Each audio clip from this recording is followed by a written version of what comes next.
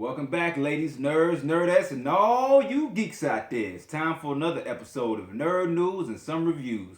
Today's episode, we're going to get into 2016 sci-fi movies. We're going to discuss Star Wars, Rogue One. We're going to get into the new Independence Day movie coming out this summer, and also a newly released trailer teaser for a new Cloverfield movie we got coming out. So we're going to get in all...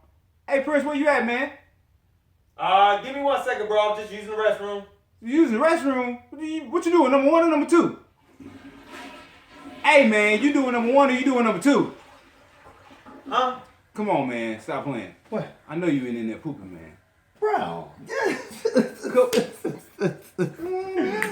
Man, what is you talking about? Why would I do a number two at your house? Come on. Hey. On what? Number one or number two? I did number one. Hey, man, you wash your hands?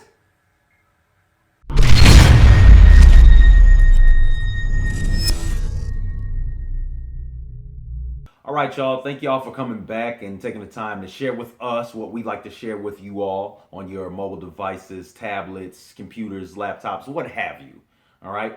I'm your co-host, Princeton, your host, Dom, and we're going to jump right into the meat of the conversation. Dom, what did you think of dun dun dun 10 Cloverfield Lane? All right, so first of all, I had no idea this movie was coming out. No. I heard nothing about it. You told me about it. He was like, hey, man, you got to watch this trailer. Right. He's being all hush-hush, not telling me what it is, as usual, being Mr. Secret over here, using the bathroom, doing number two. You know. So you showed me the trailer, and I'm watching. I'm like, man, what is this crap? You know, there's a whole bunch of people just in the kitchen cooking up, you know, whatever they're cooking up. So you start noticing they're in the bunker, and then, like, the Cloverfield sign pops up. Yeah. And then it turns into 10 Cloverfield Lane, and I was excited. I will share that excitement because, first of all, we're talking about the era of monster movies.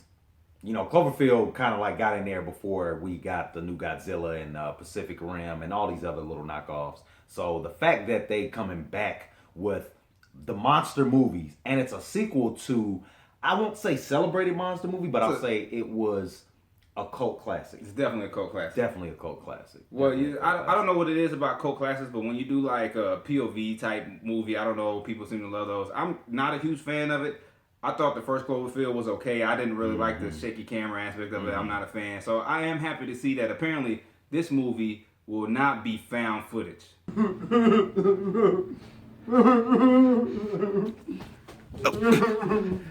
Hey, man. Hey, man. You alright? No. What are you doing? Breaking my New Year's resolution. Horribly.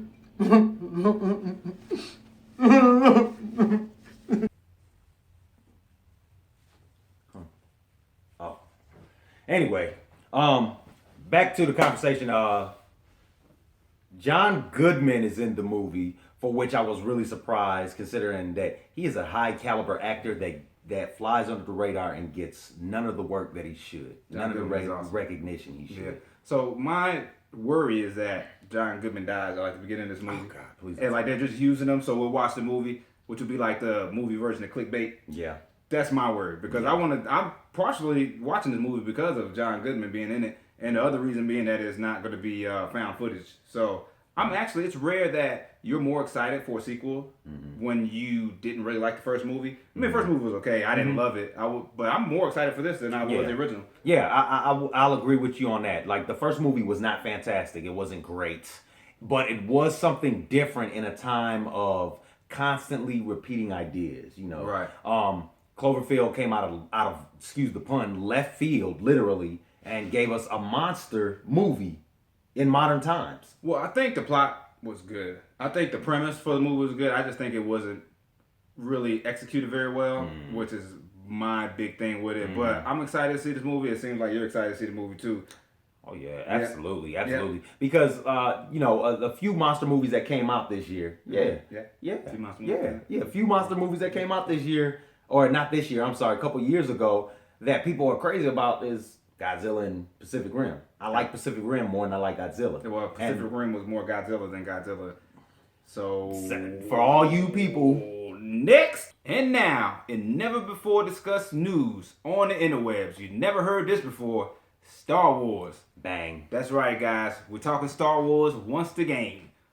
Disney bought the rights, as y'all know, so they're going to keep on pumping it out. They're going to shake that money maker, and we're going to discuss it. So this one is going to be Rogue One, a Star Wars story. Going to be set between Episode 3 and Episode 4 for you non-nerds out there. That's going to be right after the prequels and right before the first trilogy that ever came out. So my question is, how close to Episode 4 is this going to take place? Is it going to run right in at the beginning of Episode 4, which I would love? Is James Earl Jones still going to do the voice of Darth Vader? And how much Darth Vader are we going to get in this movie? Those are all really good questions. Because of course they're good questions. I am the host with the most. Of course. Because the reason why they're really good questions is because even as Uber fans as we are, this is a, out of nowhere movie. And we don't know where it's going to be. We know where it's going to be placed chronologically, but we don't know how it's going to just fit right in there, in that little wedge. I would hope they'd be smart enough to use James Earl Jones. I would hope that they'd be smart enough to use Darth Vader.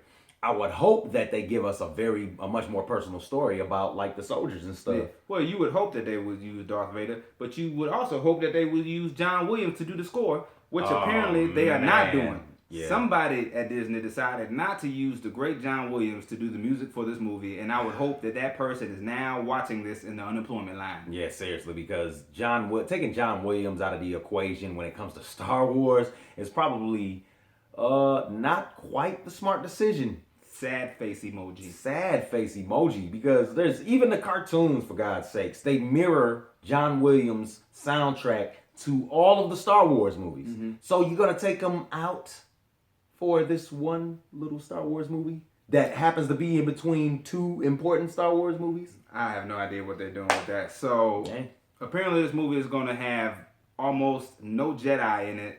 They're saying you may not see any lightsabers or anything. So it's going to be based basically around the rebels, around the soldiers, the guys doing the grunt work. Reminds me a lot of Halo 3 ODST for my gamers out there, which is a spinoff to the Halo game. So you're not getting the top guys. You're getting the guys that are in between the shadows doing all the groundwork. So I'm excited to see it. And I know that Disney's probably just pumping this out to make money, and that's okay with me. Yeah, that's fine with me too, because Halo ODST was great because it showed you, it gave you a much more personal relationship. You know what I mean? Instead of having this character that you admire and you want to be like, you practically were the characters for ODST. Right. Hopefully this will be the same thing that will work for Star Wars Rogue One, because you have all these lower tier soldiers who are the everyman and every woman that we all are. And these are the struggles that they go to when dealing with the real politics of this war. The people that are actually being affected and joining the military to change stuff.